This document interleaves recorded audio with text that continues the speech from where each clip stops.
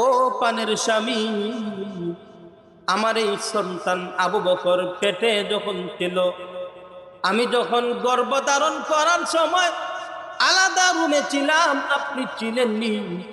বলে, না, ছিলাম না। ও স্বামী, ওই নির্জন জায়গায় একাকী অবস্থায় আমি যখন আলাদা রুমে ছিলাম, আপনি ছিলেন না। ও স্বামী, ওই ঘরে গো কে জানি আমাকে গাইবে একটা আওয়াজ শোনা দেয়, কে জানি আমার কানে কানে বলে, মানুষটাকে আমি দেখতে পারি নাই। কে জানি আমার কানে কানে বলে, ইয়া আবাদাল্লাহি আলাত তাকিক আবশিরি বিল ওয়ালাদিল আতিক ইসমুহু ফিস সামাই সিদ্দিক ওয়ালি মুহাম্মাদিন সাহিবুহু ওয়া রাফিক। আল্লাহু আকবার। এ পানের স্বামী, ওই নির্জন জায়গায় একাকী অবস্থায় আমি যখন আলাদা রুমে ছিলাম, আপনি ছিলেন না। ওই জায়গায় কে জানি গো আমার কানে কানে একটা কথা বলেছে, রে আল্লাহর বান্দি শুনো, মনোযোগ সহকারে শুনো। এই ছেলে, তোমার যেই ছেলে আবু বকর, এই ছেলেকে মহান আল্লাহ জাহান্নামের আগুন থেকে মুক্তির ঘোষণা দিয়েছে। ইসমুহু ফিস সামাই সিদ্দিক, আর এই ছেলের নাম আকাশে সিদ্দিক রাখা হয়েছে। ওয়ালি মুহাম্মাদিন সাহিবুহু ওয়া রাফিক, আর জমিনে এই ছেলেকে মুহাম্মদ সাল্লাল্লাহু আলাইহি ওয়াসাল্লামের সাথী সঙ্গী বানানো হয়েছে। তিনি হলেন আবু বকর সিদ্দিক। আবু বকর সিদ্দিক আর আমাদের নবীর বয়স বেশ কম ছিল না। নবী 63 বছর বয়সে ইন্তেকাল করেছেন। নবীর ইন্তেকালের পরে 2.25 বছর খেলাফতে থেকে আবু বকর সিদ্দিক দুনিয়া থেকে বিদায় নিয়েছে। সেই আবু বকর সিদ্দিক একবার ব্যবসার উদ্দেশ্যে গেলেন সিরিয়া। ব্যবসার উদ্দেশ্যে গেলেন সিরিয়া। সেখানে গিয়া দেখেন আকাশের পূর্ণিমার চাঁদ উনার কুলে উদয় হয়েছে। সুবহানাল্লাহ বলবেন না? আর সেই চাঁদের আলো মক্কার প্রতিটি ঘরে ঘরে ঘরে ঘরে পুষতেছে। স্বপ্ন দেখে অস্থির গেলেন ইহুদি আলিমের কাছে, জিজ্ঞাসা করেন, আমি রাতের বেলা এই স্বপ্ন দেখেছি, কি ব্যাখ্যা, কি তাবির হতে পারে? ইহুদি আলিম বলে, এরা যুবক, কি নাম তোমার? আমার নাম আবু বকর, বাড়ি কোথায়? মক্কায়। সিরিয়া কোন কারণে এসেছ? ব্যবসার জন্য এসেছি। এরে আবু বকর, শুনে নাও, শুনে নাও, তোমার স্বপ্নের ব্যাখ্যা হলো অল্প কিছু দিনের ভিতরেই আখিরি জমানার নবীর আবির্ভাব হবে তোমার মক্কা নগরীতে। আর তোমার স্বপ্ন বলে দিতেছে, ওই নবী যখন দ্বীনের দাওয়াত দিবে, সর্বপ্রথম তুমি আবু বকর কালেমা পড়ে মুসলমান হয়ে যাবে। সুবহানাল্লাহ। নবীর সাহাবী আবু বকর স্বপ্ন দেখলেন, সিরিয়ায় চলে আসলেন, মক্কায় অপেক্ষা করতে লাগলেন কোন সময় আখির জমানার নবীর আবির্ভাব হবে আর আমার কাছে দ্বীনের দাওয়াত নিয়ে আসবে। অপেক্ষা করতে লাগলেন। নবীর সাহাবী আবু বকর অপেক্ষা করতে করতে দিন যায়, রাত যায়, সপ্তাহ যায়, বছর যায়, প্রায় 2 বছর চলে গেছে। কিন্তু নবী এখনো নবুয়ত প্রাপ্ত হন নাই, এজন্য দ্বীনের দাওয়াত দিচ্ছেন না। হঠাৎ করে হেরা গুহা পর্বত থেকে আমার নবীজি দ্বীনের দাওয়াত নিয়া নবীও তালাশ করেন এই মুহূর্তে দ্বীনের দাওয়াত কাকে দেওয়া যায়, কাকে দেওয়া যায়, কাকে দেওয়া যায়। ওইদিকে আবু বকর তালাশ করেন কে নবী হবে, কে আমার কাছে দ্বীনের দাওয়াত নিয়ে আসবে, কে নবী হবে, কে নবী হবে। আবু বকর অপেক্ষা করেন কে নবী হবে, নবী তালাশ করেন কাকে দ্বীনের দাওয়াত দেওয়া যায়। কারণ মক্কা নগরীতে ওই সময় কোনো মানুষ মুসলমান ছিল না। ওই সময় দেবদেবীর পূজা করত, ওই সময় দেবদেবীর কোনো অভাব ছিল না। মানুষেরা যেমন করে পূজা মণ্ডপে গিয়া মূর্তিগুলার উপাসনা করত, ঠিক তেমনি ভাবে 1-2টা মূর্তি তাদের পকেটেও রাখতো রাস্তায় সাহায্য করার জন্যে। নাউজুবিল্লাহ। নবীজি তালাশ করতেছেন কাকে দ্বীনের দাওয়াত দেওয়া যায়। আবু বকর সিদ্দিক অপেক্ষা করতেছেন এই মুহূর্তে কে নবী হবে আর আমার কাছে দ্বীনের দাওয়াত নিয়ে চলে আসবে। নবী চিন্তা করতে করতে বাহির করলেন, এই মুহূর্তে যদি কোনো মানুষ দ্বীনের দাওয়াত গ্রহণ করে, এই মুহূর্তে যদি কোনো মানুষ ইসলামের কথা গ্রহণ করে, ওই লোকটা আবু বকর সিদ্দিক ছাড়া কেউ হতে পারে না। এজন্য রহমাতুল লিল আলামিন একটু সামনে অগ্রসর হইয়া আবু বকর সিদ্দিককে বলে, ইয়া রাসূলুল্লাহ, ইয়া হাবিবাল্লাহ। আবু বকর সিদ্দিক নবীজির কাছে আইসা বলে, ইয়া রাসূলুল্লাহ, ইয়া হাবিবাল্লাহ, ওগো আল্লাহর নবী, বড় চিন্তিত লাগে, বড় পেরেশানি লাগে, নবী কি হয়েছে গো? নবী বলেন, আবু বকর, একটা বিশেষ কথা বলার জন্য তোমার কাছে আসছি। নবীজি বলেন, আবু বকর, একটা বিশেষ কথা বলার জন্য তোমার কাছে আসছি। আবু বকর বলেন, ইয়া রাসূলুল্লাহ, কি বিশেষ কথা বলবেন গো নবীজি? নবীজি বলেন, এরে আবু বকর, এতদিন আমার পরিচয় ছিল আমি আব্দুল্লাহর ছেলে মুহাম্মদ, আজ থেকে নতুন পরিচয় হলো আমি মুহাম্মাদুর রাসূলুল্লাহ, আল্লাহর প্রেরিত বিশ্ব নবী মুহাম্মদ। এরে আবু বকর, দ্বীনের দাওয়াত দিচ্ছি, ইসলামের দাওয়াত দিচ্ছি, কালিমার দাওয়াত দিচ্ছি, কালিমা পড়ে মুসলমান হয়ে যাও। যেই মুহূর্তে বিশ্ব নবী কালিমার দাওয়াত দিলেন, আবু বকর সিদ্দিক বলে, ইয়া রাসূলুল্লাহ, ইয়া হাবিবাল্লাহ, ওগো নবীজি, আপনি যে বিশ্ব নবী, কি দলিল আছে, কি প্রমাণ আছে? এমনি বিশ্ব নবী বলেন, রুইয়া কাল্লাতী রাআইতা বিশাম। এরে আবু বকর, অল্প কিছুদিন আগে সিরিয়াতে যেই স্বপ্ন দেখেছিলে, ওই স্বপ্নটাই হলো আমি বিশ্ব নবীর নবুয়তের দলিল। উলফত মে তেরি ওয়াইস নে দমদান কতুরা, बू बकर उमर नक्श कदम तेरा न चूरा, उल्फत में तेरी वैस ने दंदान कतूरा, बू बकर उमर नक्श कदम तेरा न चूरा, ऐसा के नबी वाक़िअ असरार मदीना, सुल्तान का सुल्तान है सुल्तान मदीना, सुल्तान का सुल्तान है सुल्तान मदीना।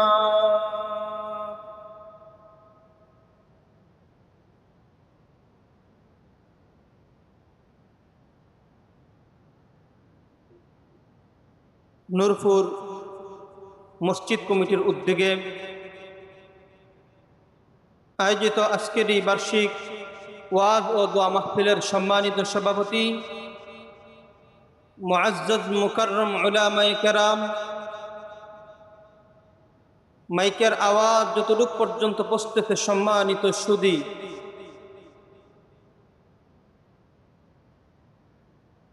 আমি আপনাদের সামনে পবিত্র কোরআন শরীফের একেবারেই ছোট্ট একটা সূরা এবং অতি পরিচিত একটা সূরা, যেই সূরাকে কোরআনের ভাষায় বলা হয় সূরাতুল আসর, সাধারণ মুসল্লিদের পরিভাষায় ওয়াল আসরি সূরা। যদিও ছোট্ট সূরা, ইমাম শাফিঈ রাহমাতুল্লাহি আলাইহি বলেন, আল্লাহ রাব্বুল আলামিন যদি গোটা কোরআন নাযিল না করে, শুধুমাত্র কেবলমাত্র এই ছোট্ট সূরা নাযিল করতেন, তো মানুষের হেদায়েতের জন্য এই ছোট্ট সূরাটাই যথেষ্ট হইত।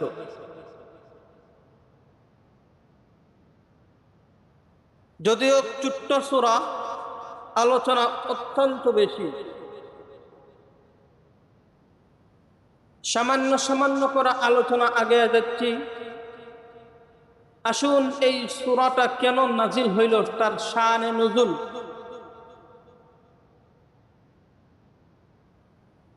তার শানে নুজুলটা আগে শুনি। কেন এই সূরাটা আল্লাহ পাক রব্বুল আলামিন নাজিল করলেন? বিশ্বনবী মুহাম্মদুর রাসূলুল্লাহ সাল্লাল্লাহু আলাইহি ওয়াসাল্লাম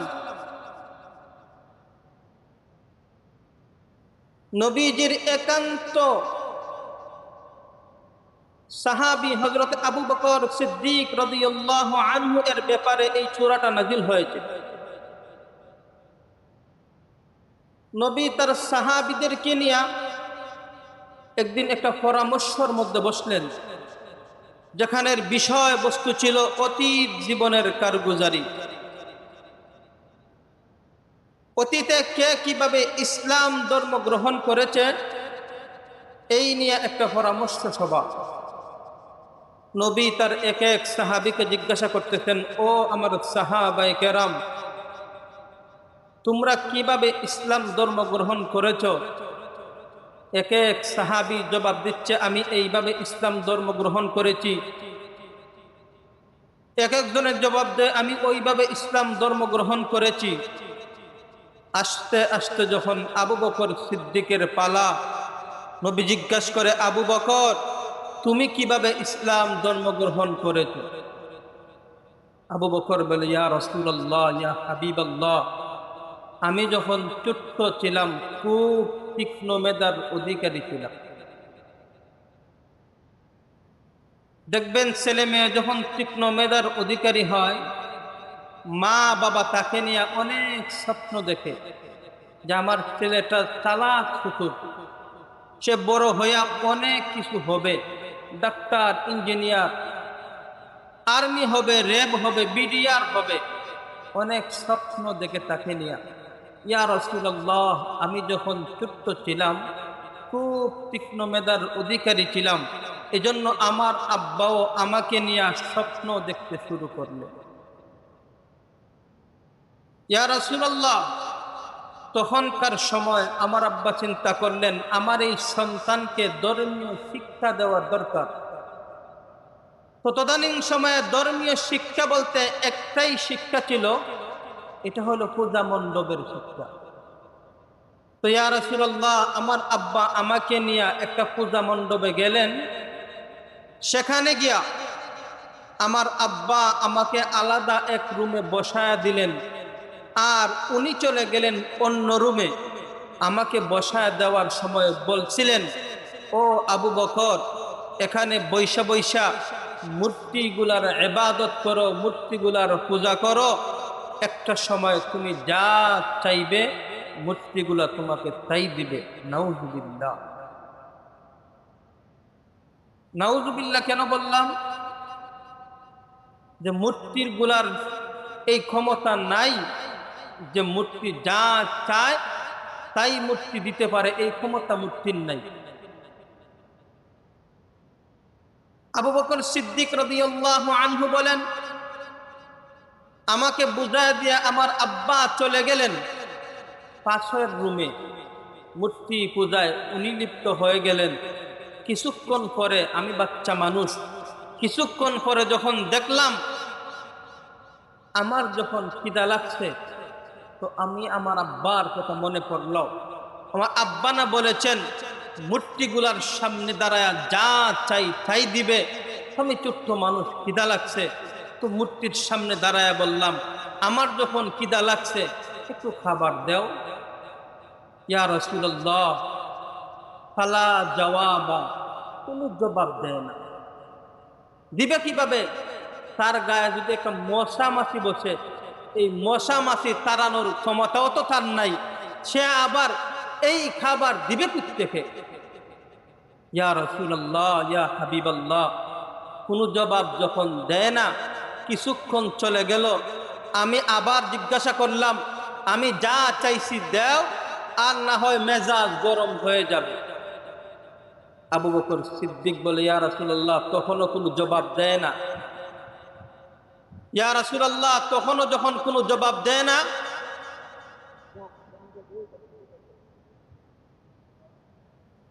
তখনও যখন কোনো জবাব দেয় না, বাহিরে গেলাম, বিশাল এক পাথর নিলাম,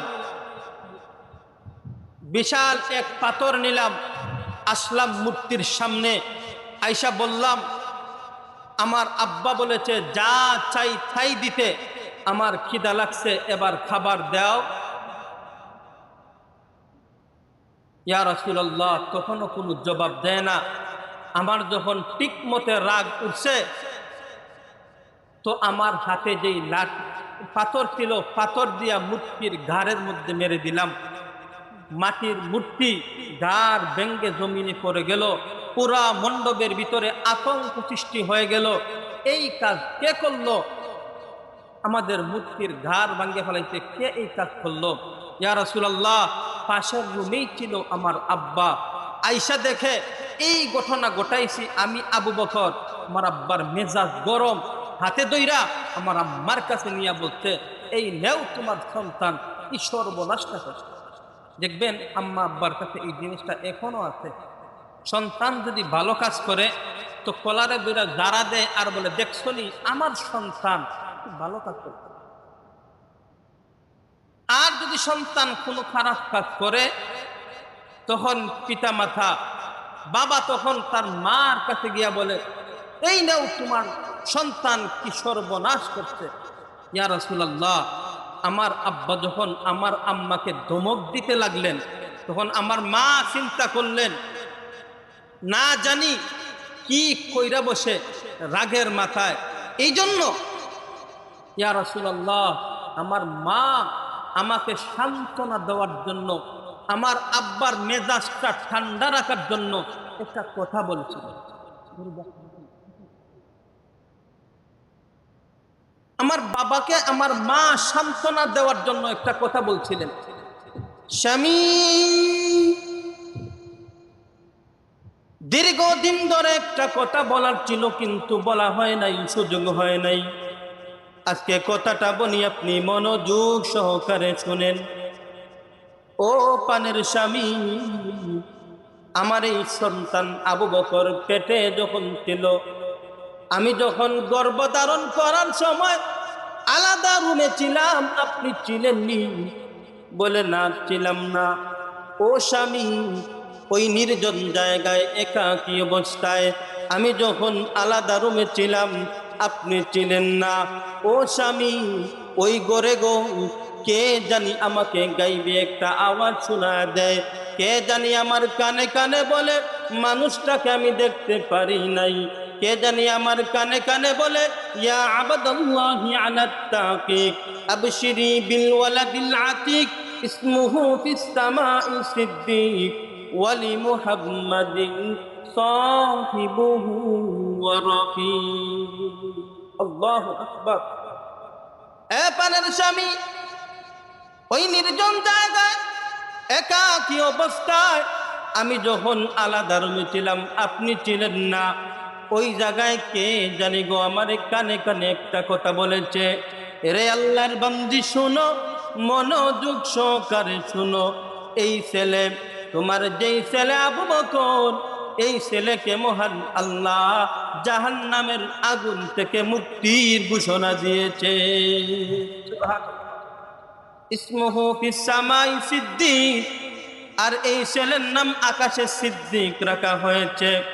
ওয়ালি মুহাম্মাদিন সাহিবুহু ওয়া রাফিক, আর জমিনে এই ছেলেকে মুহাম্মদ সাল্লাল্লাহু আলাইহি ওয়াসাল্লামের সাথী সঙ্গী বানানো হয়েছে। তিনি হলেন আবু বকর সিদ্দিক। আবু বকর সিদ্দিক আর আমাদের নবীর বয়স বেশ কম ছিল না। নবী 63 বছর বয়সে ইন্তেকাল করেছেন। নবীর ইন্তেকালের পরে 2.25 বছর খেলাফতে থেকে আবু বকর সিদ্দিক দুনিয়া থেকে বিদায় নিয়েছেন। সেই আবু বকর সিদ্দিক একবার ব্যবসার উদ্দেশ্যে গেলেন সিরিয়া। ব্যবসার উদ্দেশ্যে গেলেন সিরিয়া। সেখানে গিয়া দেখেন আকাশের পূর্ণিমার চাঁদ ওনার কুলে উদয় হয়েছে। সুবহানাল্লাহ বলবেন না?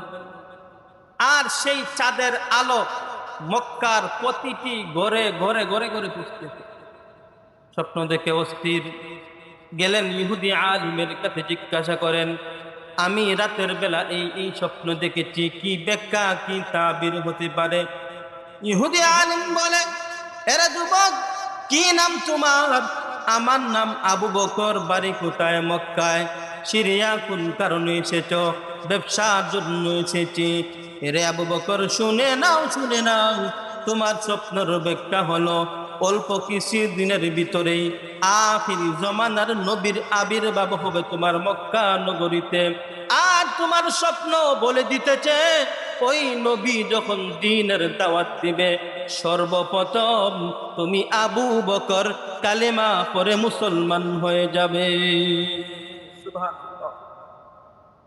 নবীর সাহাবী আবু বকর স্বপ্ন দেখলেন, সিরিয়ায় চলে আসলেন, মক্কায় অপেক্ষা করতে লাগলেন কোন সময় আখির জমানার নবীর আবির্ভাব হবে আর আমার কাছে দ্বীনের দাওয়াত নিয়ে আসবে। অপেক্ষা করতে লাগলেন।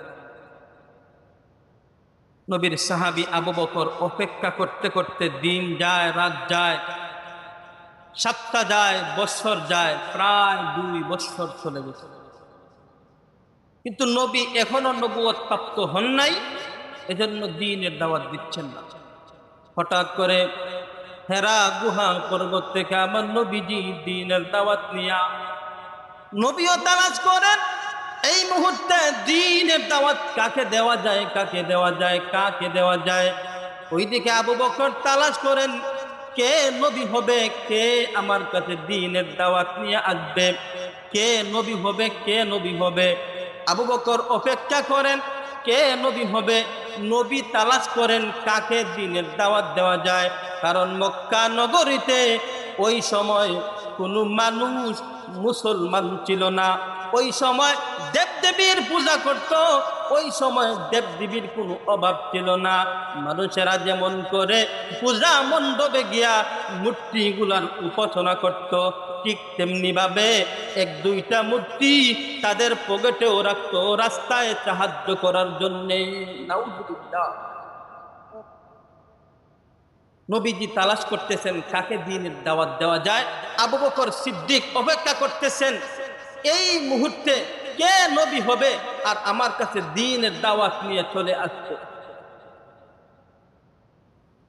নবী চিন্তা করতে করতে বাহির করলেন, এই মুহূর্তে যদি কোনো মানুষ দ্বীনের দাওয়াত গ্রহণ করে, এই মুহূর্তে যদি কোনো মানুষ ইসলামের কথা গ্রহণ করে, ওই লোকটা আবু বকর সিদ্দিক ছাড়া কেউ হতে পারে না।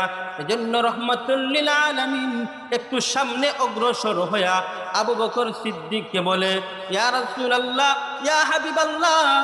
আবু বকর সিদ্দিক নবীজির কাছে আইসা বলে, ইয়া রাসূলুল্লাহ, ইয়া হাবিবাল্লাহ, ওগো আল্লাহর নবী, বড় চিন্তিত লাগে, বড় পেরেশানি লাগে, নবী কি হয়েছে গো? নবী বলেন, আবু বকর, একটা বিশেষ কথা বলার জন্য তোমার কাছে আসছি। নবীজি বলেন, নবীজি বলেন, আবু বকর, একটা বিশেষ কথা বলার জন্য তোমার কাছে আসছি। আবু বকর বলেন, ইয়া রাসূলুল্লাহ, কি বিশেষ কথা বলবেন গো নবীজি? নবীজি বলেন, এরে আবু বকর, এতদিন আমার পরিচয় ছিল আমি আব্দুল্লাহর ছেলে মুহাম্মদ, আজ থেকে নতুন পরিচয় হলো আমি মুহাম্মাদুর রাসূলুল্লাহ, আল্লাহর প্রেরিত বিশ্ব নবী মুহাম্মদ। এরে আবু বকর, দ্বীনের দাওয়াত দিচ্ছি, ইসলামের দাওয়াত দিচ্ছি, কালিমার দাওয়াত দিচ্ছি, কালিমা পড়ে মুসলমান হয়ে যাও। যেই মুহূর্তে বিশ্ব নবী কালিমার দাওয়াত দিলেন, আবু বকর সিদ্দিক বলে, ইয়া রাসূলুল্লাহ, ইয়া হাবিবাল্লাহ, ওগো নবীজি, আপনি যে বিশ্ব নবী, কি দলিল আছে, কি প্রমাণ আছে? এমনি বিশ্ব নবী বলেন, রুইয়া কাল্লাতি রাআইতা বিশাম। এরে আবু বকর, অল্প কিছুদিন আগে সিরিয়াতে যেই স্বপ্ন দেখেছিলে, ওই স্বপ্নটাই হলো আমি বিশ্ব নবীর নবুয়তের দলিল। সুবহানাল্লাহ। আবু বকর বলি, ইয়া রাসূলুল্লাহ, স্বপ্ন দেখলাম সিরিয়ায়, আসলাম আমি মক্কায়, বললাম না কারো কাছে, আপনি তা কেমন করে জানলেন? নিশ্চয় আপনাকে যিনি জানাচ্ছেন উনি হলেন আল্লাহ, আর আপনি সত্য নবী। আর দেরি করতে চাই না, কালিমা পড়ে মুসলমান বানায়া দেন। সুবহানাল্লাহ। আবু বকর সিদ্দিক যখন মুসলমান হয়ে গেলেন, এই কথাটা একটু ভালো করে শুনবেন। আবু বকর সিদ্দিক যখন মুসলমান হয়ে গেলেন, তখন উনার মক্কা নগরীতে 13টা দোকান ছিল। উনি চিন্তা করলেন যে ইহুদিদের সাথে আর আমার ব্যবসা হয় না। আমি মুসলমান আর ইহুদি ওরা হলো বেদুর্মী। আমি মুসলমান, ফজরের নামাজে পরে আমি যখন দোকান চালু করব, কোরআনের তেলাওয়াতের মাধ্যমে চালু করব। আর ইহুদিরা সে যখন ফজরের পরে দোকান চালু করবে, তার মূর্তিগুলার ভক্তি দিয়া তার দোকান চালু করবে। এজন্য ইহুদির সাথে আমার আর ব্যবসা হয় না। আবু বকর সিদ্দিক রাদিয়াল্লাহু আনহু ইহুদিরে তার ব্যবসা বুঝায় দিয়া উনি আলাদা হয়ে গেলেন। আবু বকর সিদ্দিক যখন আলাদা হয়ে গেলেন, আবু বকর সিদ্দিক রাদিয়াল্লাহু আনহু নবীজির কথায় দ্বীনের রাস্তায় জানও খরচ করেন, মালও খরচ করেন। করতে করতে সব দোকানগুলা বিক্রি করে দিয়া, সালার সব গায়ে দিয়া রাস্তা দিয়ে হাঁটতেছেন। হঠাৎ করে তার ওই ব্যবসায়ী বন্ধুর সাথে দেখা। জিজ্ঞাসা করেন, এরে আবু বকর, তোমার অবস্থা কি, কেমন আছো? আবু বকর বলে, আলহামদুলিল্লাহ ভালো আছি। আবু বকর জিজ্ঞাসা করে, বন্ধু তোমার অবস্থা কি? লোকটা বলে, আমিও ভালো আছি। ইহুদি জিজ্ঞাসা করে, আবু বকর এখন তুমি কয় দোকানের মালিক? এখন তুমি কয়টা দোকানের মালিক হইলা? আবু বকর বলে, না রে ইহুদি, একটা দোকানও আমার নাই। তাকায় দেখো সব দোকান তো শেষ হয়ে গেছে। আমি এখন তালার সব গায়ে দিয়া রাস্তায় হাঁটি। ইহুদি বলে, এরে আবু বকর লক্ষ্য করো, তুমি এক আল্লাহর উপর ঈমান আনার কারণে নিঃস্ব হয়ে গেছো, ক্ষতিগ্রস্ত হয়ে গেছো। আর আমি মূর্তি পূজা করার কারণে আমার ব্যবসা এখন ডাবল হয়েছে, আমার দোকানগুলো এখন ডাবল। এরে আবু বকর, তাইলে আল্লাহর ইবাদত করে তুমি ক্ষতিগ্রস্ত, মূর্তির পূজা করে আমি লাভবান। যেই মুহূর্তে ইহুদি আবু বকর সিদ্দিককে ক্ষতিগ্রস্ত আর নিজেকে লাভবান বলে দাবি করেছে, ঠিক ওই মুহূর্তে আমার আল্লাহ আমার তেলাওয়াতকৃত সূরাতুল আসরি নাজিল করে জানায়া দেন, ওরে ইহুদি, তাদের দাঁত ভাঙ্গা জবাব দিয়া এমনকি কিয়ামত পর্যন্ত যত মানুষ আলেম উলামাদেরকে ক্ষতিগ্রস্ত আর নিজেদেরকে লাভবান বলে দাবি করবে, সাহাবায়ে কেরামকে ক্ষতিগ্রস্ত, বেদিন কাফেরদেরকে লাভবান বলে দাবি করবে, তাদের দাঁত ভাঙ্গা জবাব দিয়া আমার আল্লাহ আমার তেলাওয়াতকৃত সূরাতুল আসরি নাজিল করেছে। এতক্ষণে সূরা আসর নাজিল হইল সংক্ষিপ্ত আকারে। সূরাতুল আসরের তর্জমাটা একটু শুনি। নাজিল করে আল্লাহ বলেন, ওয়াল আসর, সময়ের কসম, যুগের কসম, ইন্নাল ইনসানা লাফি খুসর, সমস্ত মানুষ ক্ষতিগ্রস্ত, ইল্লাল্লাযীনা আমানু, তবে যারা ঈমানদার, ওয়া আমিলুস সালিহাত, যারা নেক আমল করে, ওয়া তাওয়াসাউ বিল হাক্কি, যারা হকের কথা বলে, ওয়া তাওয়াসাউ বিস সাবরি, যারা সবরের উপদেশ দেয়। এই চার দল ব্যতীত সকল মানুষ ক্ষতিগ্রস্ত। কেবলমাত্র এই চার দল মানুষ আল্লাহর জান্নাতের মেহমান।